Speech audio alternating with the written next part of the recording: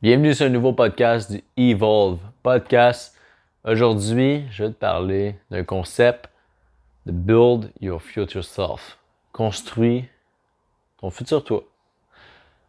Je veux juste dire avant que je suis pas un gourou, je suis pas ici pour te partager des trucs que tu vas pouvoir mettre en application en 90 jours, que tu vas être en méga shape, que tu vas faire plus de cash, que tu vas X, Y, Z, je sais pas quoi.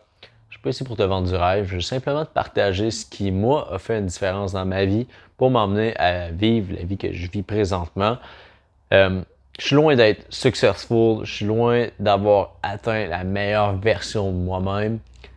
Par contre, je suis sûr que je peux peut-être t'apporter des points qui vont être intéressants, que tu vas pouvoir mettre en application de ton côté, ou du moins que tu vas pouvoir réfléchir, parce que c'est exactement ce que je fais avec mes clients en privé. First, je les aide à se mettre en shape, à développer une résilience, à avoir confiance en eux, à accumuler des wins. Puis ça, par l'entraînement, je veux dire que ça se fait relativement facilement. C'est aussi, ce qui se voit de l'extérieur. De l'extérieur, on veut travailler notre physique. On veut faire en sorte que, une meilleure apparence physique, j'ai plus confiance en moi. Sauf que, quand on met ça en application, quand on met ces points-là, on se rend compte qu'on peut aussi travailler l'humain qu'on est. On peut travailler notre esprit. Tantôt, je l'ai dit, la résilience, la discipline. Ça va se faire, oui, par l'entraînement, mais ça va se faire aussi par la suite vis-à-vis les engagements que tu prends avec toi-même, les engagements que tu prends avec les autres, vis-à-vis, je vais utiliser le mot du concept du développement personnel, mais tout ce que tu vas lancer dans l'univers, puis tout ce que tu vas être capable d'entreprendre, les engagements que tu prends, tout ça va bâtir la personne que tu es. Et dans l'effet inverse où tu te respectes pas, tu respectes pas les engagements que tu prends avec toi, tu bâtis un momentum négatif qui peut t'emmener à soit toi-même t'auto-détruire, t'auto-saboter dans le futur et à être un peu une victime de la vie. C'est plate, mais il y a beaucoup de gens que je connais de proche ou de loin qui sont devenus des victimes de notre société, des victimes de la vie, puis qui sont tant malchanceux, puis tout ça. Ces gens-là sont pas perdus, OK? Je veux dire, il y a possibilité, si tu es dans une situation comme ça présentement, que tu as l'impression que la vie s'apitoie sur toi, puis que tout est tough. Là. Mais peut-être que tu te sens juste vraiment perdu présentement, puis que tu as besoin d'écouter cet épisode-là. Dans un autre, si t'es à l'inverse et que tu sens comme t'es sur un bon momentum, ça se passe bien, tout ça, mais que tu aspires à plus, que tu aspires à plus, peu importe dans quel domaine, que tu veux te voir évoluer, mais ce podcast-là va être bon pour toi aussi. J'ai dit que j'allais te partager ce qui a fonctionné pour moi dans le passé. Ça fait bientôt 10 ans que je m'entraîne en musculation. Ça fait au moins 6 ans que je lis régulièrement, pas nécessairement à chaque jour, mais que je lis des livres de développement personnel, que j'ai écouté des podcasts, que j'ai investi des milliers et des milliers de dollars dans des mentorats avec des gens qui m'inspiraient, avec qui je me disais, crime, je travaille avec eux, ça va me permettre de grandir plus vite. C'est un peu comme avoir un coach. Fait que j'en ai eu en entraînement, mais j'en ai eu aussi, pas nécessairement un coach de vie, mais un coach qui m'a aidé dans mes entreprises, un coach qui m'a aidé à comprendre plus, je vais utiliser l'homme que je suis, mais le fait d'être capable de mettre des mots sur la personne que je suis, sur mes émotions, d'être plus vulnérable dans la vie, d'un coach qui m'a aidé à communiquer mieux, que ce soit des expressions, de la manière que je communique. C'était loin d'être naturel pour moi. En secondaire 5, j'ai poché mon français. J'étais pas le meilleur qui faisait des exposés orales. Puis aujourd'hui, je fais des podcasts, j'ai fait quelques conférences. Je fais du contenu pratiquement chaque jour sur les réseaux. Bref, je me sens vraiment plus à l'aise de le faire. C'est loin d'être parfait encore, mais si je m'attarde à attendre que ce soit parfait, il n'y aura rien pantoute. Puis comment tu veux que ça vienne parfait si tu fais pas des répétitions, si tu te pratiques pas? Puis je pense qu'il y a trop de gens qui ont peur de se pratiquer à cause de l'opinion des autres. Puis, évidemment, tu veux commencer à faire des capsules, tu vas faire des vidéos qui vont être sur les réseaux. c'est sûr que tu vas te tromper, tu vas bégayer, tu vas en m'emmener, avoir une crotte de nez sur le truc, puis tu le verras même pas. Puis là, tu vas dire, aïe, aïe, j'avais ça, c'est donc bien humiliant. Puis, mais ouais, je me rappelle à un moment donné, j'ai fait une vidéo, puis j'avais mangé des bleuets, puis j'avais un bleuet de pris, bref, dans mes dents, puis bon, on voulait un peu après, mais regarde, c'est ça qui est ça. Dans la vie, là, si on attend à ce que tout soit parfait, ben, il n'y aura rien pour tout. Fait que bref. Comment bâtir ton future self? Comment bâtir la personne que tu veux devenir dans le futur? En premier lieu, il faut savoir qui tu veux devenir. Il faut savoir quel type de vie tu veux avoir. Il faut savoir c'est quoi tes intérêts, first. Je te dis pas nécessairement de trouver ta carrière de rêve, tout ça. Je pense que ça pourra venir. On pourrait élaborer un peu plus sur ça dans le futur de cet épisode-là. Mais il faut que tu aies une idée quand même assez claire du type de personne que tu veux devenir dans le futur. Si tu es capable de mettre des mots sur l'impact que tu veux avoir au sein des gens, soit dans ton entourage ou de ta société ou du monde, tu sais, je veux pas que tu te mettes de limites ici. Ça va t'aider à déterminer ensuite ben, par quel chemin je vais pouvoir, quel chemin je vais devoir prendre pour entreprendre tout ça. Quel travail je vais devoir prendre pour entreprendre tout ça. Parce que, ben, plus souvent qu'autrefois, tu vas avoir besoin d'argent pour accomplir ce que tu veux dans le futur. C'est pas important que tu te dises « Ah, moi, c'est sûr que plus tard, je veux une Lamborghini ou je veux tel type de maison ou quoi que ce soit. » Je pense d'y aller plus sur les qualités que tu veux avoir plus tard, les qualités que tu veux pas avoir aussi, c'est très pertinent de le savoir. Qu'est-ce que tu veux faire? Tu sais, est-ce que tu veux être quelqu'un qui est, mettons, athlétique, quelqu'un qui est plus connecté spirituellement avec lui-même? Tu veux être quelqu'un... Puis tu sais, peut-être que c'est toutes ces réponses-là aussi, mais c'est de prendre le temps de bien élaborer la personne que tu veux devenir dans le futur. Parce qu'une fois que tu sais, mettons, je prends mon exemple, je sais que dans le futur, ben, je vais être, mettons, je me projette vers ma quarantaine, ben, je sais pas encore à 100% je veux être papa, là, ça me tracasse. Peut-être, si la vie me le permet, oui. Pour l'instant, non. J'adore les enfants, mais ça va me permettre de gâter plus mon neveu. Fait que, mon frère va être content, bref. Mais, je me projette comme un homme qui a une confiance, une énergie, qui apporte aussi une sécurité près de lui, sur lesquels les gens peuvent compter. Pas nécessairement compter lui en tant qu'il soit toujours être là présent en temps, mais qui peuvent compter sur lui parce que c'est un homme de parole. Fait que, tu sais, là, je suis en train de mettre des mots sur la personne que je veux devenir.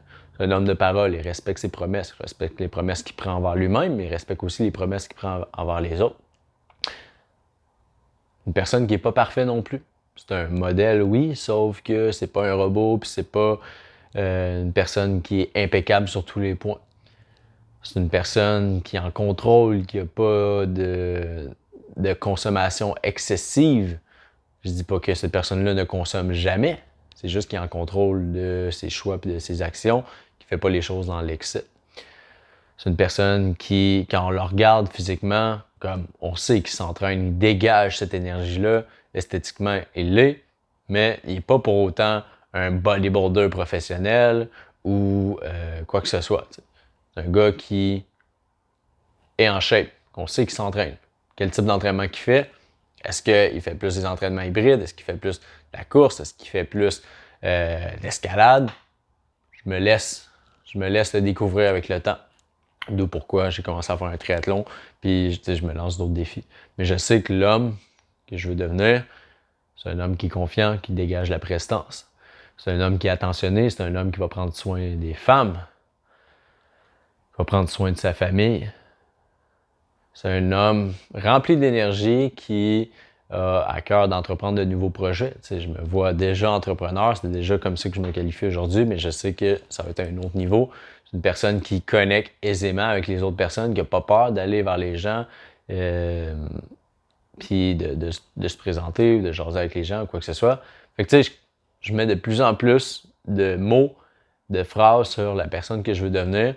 Donc, après ça, quand je regarde cette personne-là que je veux devenir, ses qualités, ce qu'il entreprend dans la vie, ben aujourd'hui, ma mission, c'est de faire en sorte que je me dirige vers ça. C'est quelqu'un qui est en contrôle de lui-même, ben c'est qu'aujourd'hui, si je veux me rapprocher de cette personne-là, il faut que j'applique ça.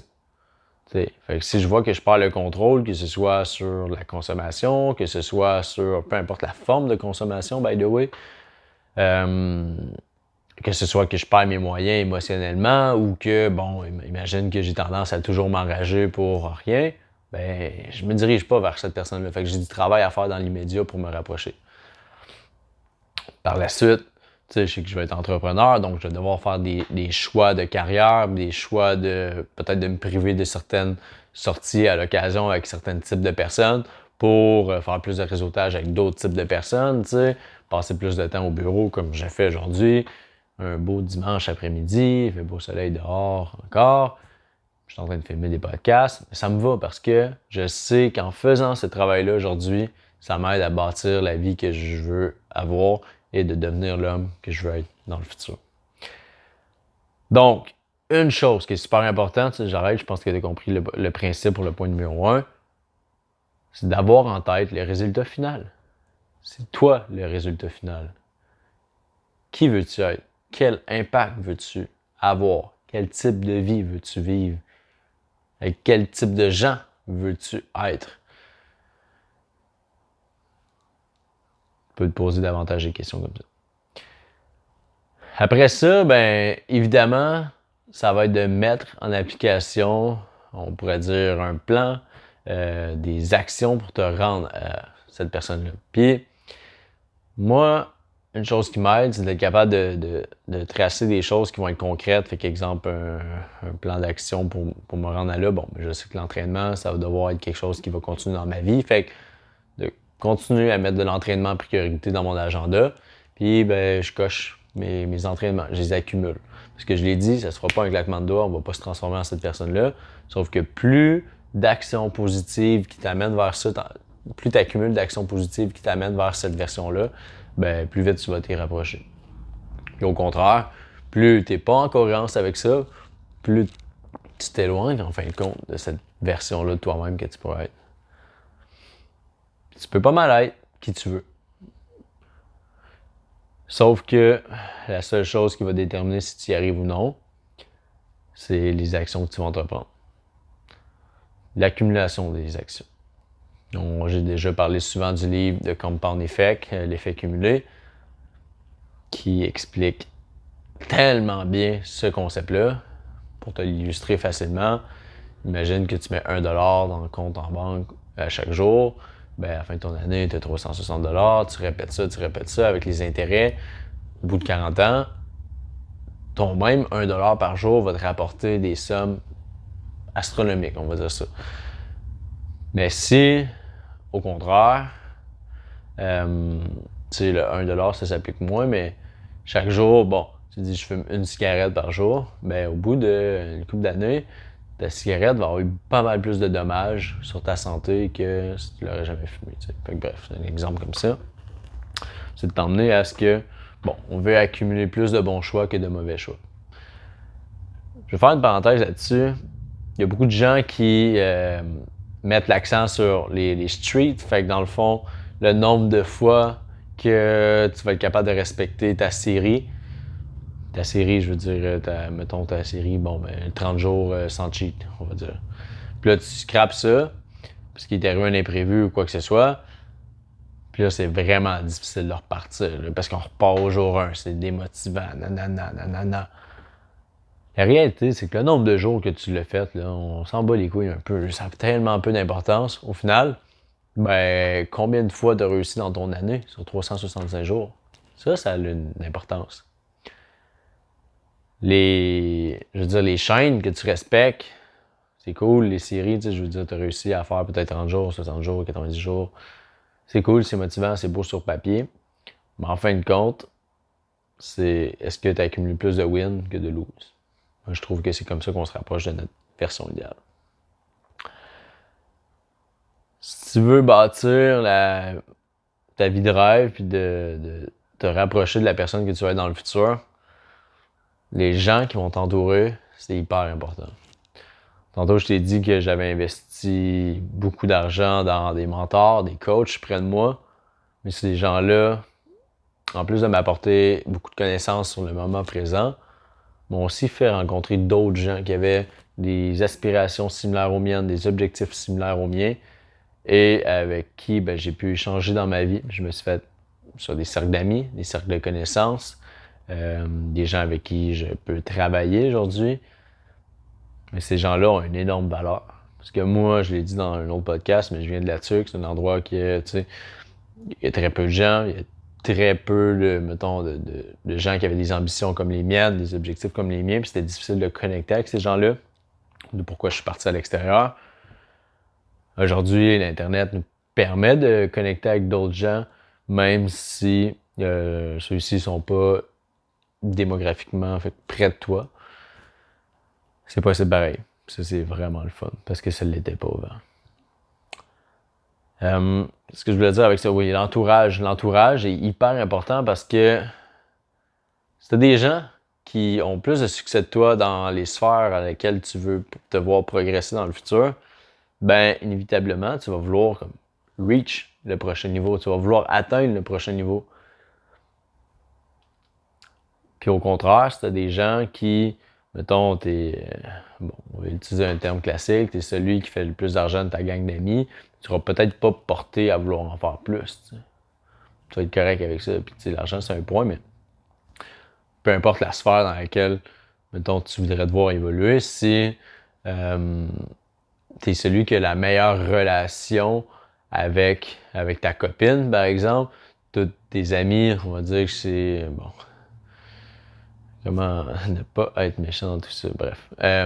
Tous des gens qui, bon, ils sont pas hyper respectueux ou disent des niaiseries souvent, ou sont dans le mode de comme, on fait juste sortir, on fait des one night, des choses comme ça. Bien évidemment, les chances que tu progresses pour devenir encore un meilleur homme, un meilleur mari vis-à-vis, exemple, ta femme ou ta future femme, ben, elles sont minimes. Là. Mais si tu tiens juste avec des gentlemen, des gens qui, je veux dire, vont faire le extra miles pour rendre les gens près d'eux, leurs femmes, comme les faire sentir super bien. Tu vas vouloir évoluer. T'sais. Fait que c'est un exemple parmi tant d'autres, mais ça, dans n'importe quel concept, ça s'applique. Si t'es le meilleur de ton sport, ben, tu vas peut-être pas pousser plus à devenir meilleur. Par contre, si tu t'en vas jouer avec, ou tu t'en vas t'entraîner avec les bodybuilders pro, bien évidemment, tu vas travailler davantage puis tu vas progresser plus vite. Fait que, parfois, ben c'est pas possible de trouver ces gens-là chez vous. Il va falloir que tu ailles ailleurs, que tu changes de place. Parfois, même si tu changes de place, puis mettons, dans le même gym, ça veut pas dire qu'ils vont vouloir passer du temps avec toi. Ils doivent rien, ces gens-là, premièrement.